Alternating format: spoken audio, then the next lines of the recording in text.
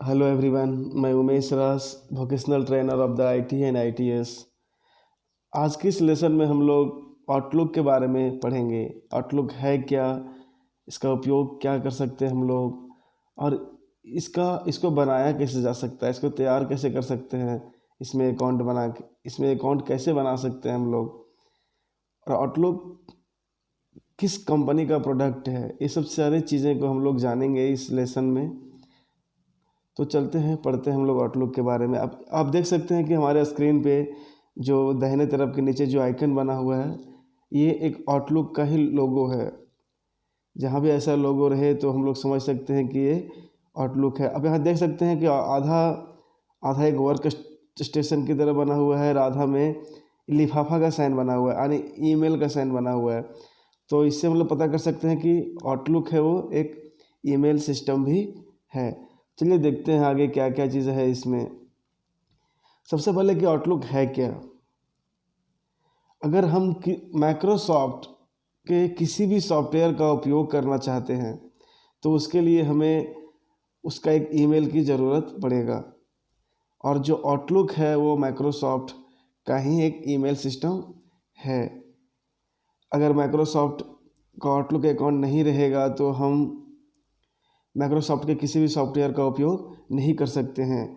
जिस तरह से हम लोग गूगल डॉक या गूगल सीट या गूगल एक्सेस का उपयोग करने के लिए हम लोग को किसका ज़रूरत पड़ता है, जीमेल आईडी का, यानी गूगल ईमेल। जीमेल का क्या होता है, गूगल मेल। तो उसी तरह से माइक्रोसॉफ्ट के लिए क्या है, आउटलुक।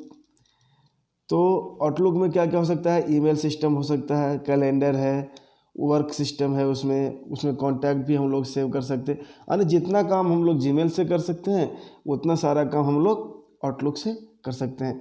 अंतर ये है कि जो जीमेल है वो किसका है, गूगल का है, और आउटलुक है वो माइक्रोसॉफ्ट का है। इसीलिए कहा गया है अगर हम माइक्रोसॉफ्ट का किसी भी सॉफ्टवेयर का उपयोग करना चाहेंगे तो हमें माइक्रोसॉफ्ट का यानी आउटलुक का आईडी चाहिए होगा। और अगर हम किसी गूगल का प्रोडक्ट का यूज़ करना चाहते हैं तो उसमें हम लोग को जीमेल आईडी का ज़रूरत पड़ता है। जो आउटलुक होता है वो एक्चुअली बेसिकली काम करता है POP, पोस्ट ऑफिस प्रोटोकॉल। जिस तरह से हम लोग चिट्ठी लिख के भेजते हैं, चिट्ठी का रिप्लाई आता है, उस तरह से हम लोग ईमेल भेजते हैं, ईमेल का रिप्लाई आता है। और दूसरा है IMP, internet message access protocol.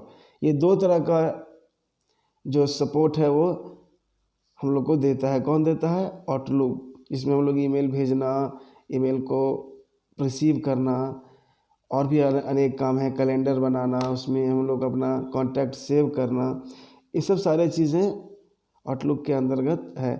जिस तरह से जितना आसान हम लोग के लिए यूज़ करना जीमेल है उतना ही आसान हम लोग के लिए आउटलुक है। हम लोग अब अगर सबसे बड़ी यहाँ पे बात आती है कि अगर हम लोग आउटलुक का उपयोग करना चाहते हैं, आउटलुक जो ईमेल सिस्टम है इसका उपयोग करना चाहते हैं, तो सबसे पहले हम लोग को ये जानना पड़ेगा कि इस आउटलुक का जो ईमेल अकाउंट है इसे क्रिएट कैसे करेंगे। क्योंकि जब तक क्रिएट करना नहीं जानेंगे हम लोग तब तक इसका उपयोग करना नहीं जानेंगे। जब तक क्रिएट नहीं करेंगे तब तक हम लोग माइक्रोसॉफ्ट का किसी सॉफ्टवेयर का उपयोग करना असंभव है हमारे लिए। इसीलिए अगर हम माइक्रोसॉफ्ट का किसी भी चीज़ का उपयोग करना चाहते हैं तो उसके लिए हमको सबसे पहले आउटलुक का अकाउंट होना ज़रूरी है। जैसे कि आज हम लोग के पास नया नया कंप्यूटर्स है जिसमें माइक्रोसॉफ्ट का OS रहता है, ऑपरेटिंग सिस्टम। उस ऑपरेटिंग सिस्टम को अगर हम लोग को चलाना है तो उसके लिए हम लोग को आउटलुक का अकाउंट रखना पड़ेगा।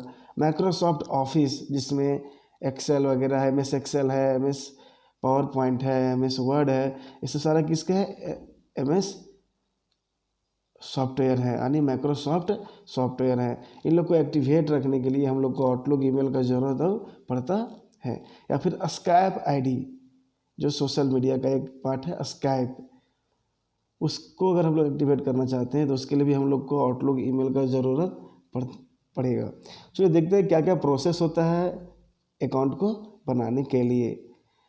तो सबसे पहले होता है क्रिएट फ्री अकाउंट, यानी कि जहाँ पे हम लोग साइन इन करने के लिए जाएंगे, साइन अप करने के लिए जाएंगे, वहाँ ऑप्शन रहता है कि आप साइन इन करना चाह रहे हैं या फिर क्रिएट करना चाहते हैं। तो हम लोग सबसे पहले कहाँ जाएंगे, क्रिएट करने के लिए जाएंगे। फिर उसमें न्यू ईमेल मांगेगा। हम लोग को जो एग्जिस्टिंग ईमेल है वो तो हमारा रहेगा नहीं, क्योंकि हम नया ईमेल बना रहे हैं, तो हमको अपना नया ईमेल डालना पड़ेगा। जैसे कि सपोज दैट आपका नाम राजेश कुमार है, तो आप डाल सकते हो राजेश कुमार 555, राजेश कुमार 123, या राजेश कुमार अपना डेट ऑफ बर्थ लगा सकते हो, ताकि आपका आईडी यूनिक बने। अगर आपका आईडी तब तक नहीं बनेगा जब तक आपका आईडी एक नया आईडी बने, नया नाम नहीं रहेगा। पुराना वाला डालते रहेंगे तो जो ऑलरेडी बना हुआ है वो नया फिर से नहीं बनता है। उसके बाद पासवर्ड है, हम लोग उस अकाउंट का क्या पासवर्ड रखना चाहते हैं वो मांगेगा। फिर उसके बाद क्या है, नेम, फर्स्ट नेम और लास्ट नेम, हमारा जो नाम होता है वो डालना पड़ता है। फिर कंट्री, अब किस देश से बिलोंग करते हैं वो, और साथ में क्या, डेट ऑफ बर्थ, हमारा जन्म तिथि। ये सब डिटेल क्यों ज़रूरत पड़ता है, क्योंकि जब हम अपना पासवर्ड भूल जाएंगे और जब हम उसको फॉरगेट करेंगे, यानी कि फिर से दोबारा रीसेट करने का प्रयास करेंगे, तो ये सब डिटेल वो हम लोग से मांगता है। आपका डेट ऑफ बर्थ क्या है, आप किस कंट्री से हैं, आपका पूरा नाम क्या है, ये सब चीज़ें। और फिर क्या आता है, कैप्चा कोड। एक बॉक्स में आपका 1 2 3 या ABCD लिखा हुआ रहेगा, आपको उसी को कॉपी करके एक नीचे खाली बॉक्स में डालना रहेगा। इससे क्या होता है कि यह पता चलता है कि कोई ह्यूमन, आदमी, यानी कि आदमी उपयोग कर रहा है। अगर कोई मशीन करेगा तो वो देख के नहीं टाइप कर पाएगा। ये सब सुविधाएं सिर्फ मानव को ही मिला है।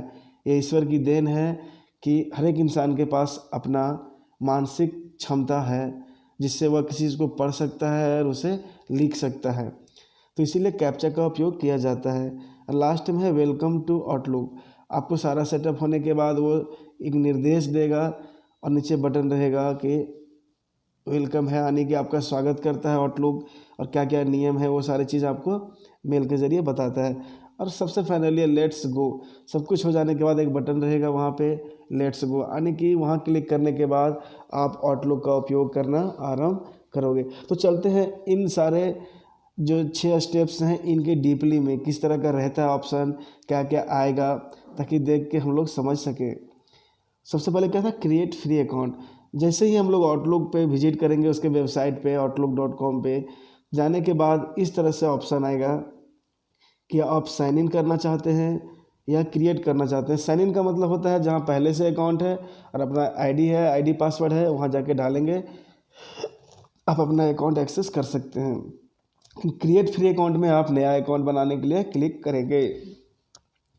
उसके बाद क्लिक करने के बाद क्या मांगेगा, न्यू ईमेल आईडी, जिस तरह आपको बताए थे अभी राजेश कुमार का एग्जांपल लेके, आपको यूनिक यहाँ आईडी डालना पड़ेगा। और आप देख सकते हैं किनारे में @ डाला हुआ है, @outlook.com। ये डिफ़ॉल्ट है, ये चेंज नहीं होगा। आप सिर्फ अपना नाम चेंज कर सकते हैं, Rajesh Kumar 123, Rajesh your date of birth, ये सब चीज़ें हम लोग डाल सकते हैं। और फिर डालने के बाद क्या करेंगे, नेक्स्ट करेंगे। फिर आएगा पासवर्ड मांगेगा वो, क्रिएट पासवर्ड। तो आप अपने अनुसार और आउटलुक के नियम के पालन करते हुए, क्योंकि पासवर्ड को आजकल स्ट्रॉन्ग रखा जाता है, ताकि अगर सिंपल पासवर्ड रहेगा तो कोई भी लोग हैक कर सकते हैं हमारे पासवर्ड्स को। इसलिए अब पासवर्ड्स बनाने के नए नए नियम आ गए हैं। आपके पासवर्ड में कुछ कैपिटल लेटर होने चाहिए, कुछ स्मॉल लेटर, कुछ स्पेशल कैरेक्टर, यानी बड़ा अक्षर, छोटा अक्षर। और स्पेशल कैरेक्टर मतलब होता है @ एक्सक्लेमेटरी साइन, एंड का साइन, परसेंटेज का साइन, ये सब सारे क्या है, स्पेशल कैरेक्टर है। और साथ में नोमेरिक मांगता है। नोमेरिक मतलब डिजिट जो रहता है 1 2 3 4 5 6 7 8 9 और 0, ये क्या है, नोमेरिक हैं, ठीक है, नंबर्स ये मांगता है। ये सब मिला के एक पासवर्ड बनता है। पासवर्ड डालने के बाद वो हमें फर्स्ट नेम और लास्ट नेम मांगेगा कि हमारा पहला नाम और आखिरी नाम क्या। जिससे मान लीजिए आपका नाम है संतोष कुमार, तो अब संतोष आपका फर्स्ट नेम और कुमार आपका लास्ट नेम। उसके बाद नेक्स्ट करेंगे। नेक्स्ट करने के बाद हमें डिटेल्स मांगेगा, जिसमें कंट्री, आप किस कंट्री से बिलोंग करते हैं। आपको यहाँ पे देख सकते हैं ऊपर वाले एरो में कंट्री सेलेक्टेड है, और नीचे वाले में क्या मांगता है, डेट ऑफ बर्थ, पहले महीना, फिर दिन और फिर साल। ये डालने के बाद जैसे ही नेक्स्ट करेंगे आप, वैसे ही आपको कैप्चा मांगेगा। इसको क्या बोलते हैं हम लोग, कैप्चा। देख सकते हैं कैप्चा W5GX3 लिखा हुआ है और उसको नीचे एक लाइन दिया हुआ है, enter the characters you see, यानी कि यहाँ पे लिखें, जो आप ऊपर देख रहे हैं उसको नीचे आपको लिखना है। गलत लिखेंगे तो आपका अकाउंट क्रिएट नहीं होगा, आपको सही लिखना पड़ेगा। फिर आप नेक्स्ट जब दबाएंगे तो आपको, आपका समझिए आउटलुक ऑलमोस्ट तैयार हो गया।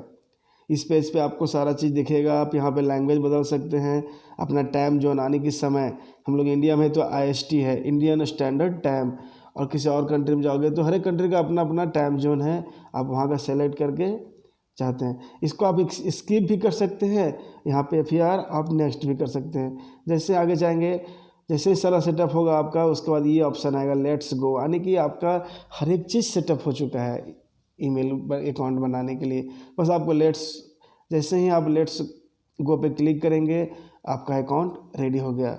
अब आप ईमेल भेज सकते हैं, आप ईमेल रिसीव कर सकते हैं। आप किसी भी आईडी पे भेज सकते हैं, वो जीमेल का हो, हॉटमेल का हो, याहू का हो, रेडिफ का हो, आप किसी भी भेज सकते हैं और आपको कोई भी ईमेल भेज सकता है।